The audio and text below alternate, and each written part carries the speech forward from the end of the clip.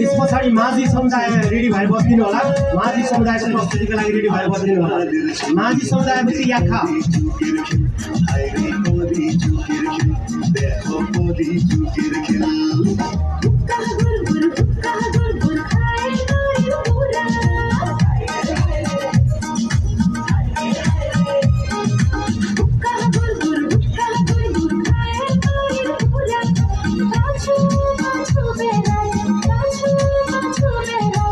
আজকালের খরা হাইরে কলি যুগ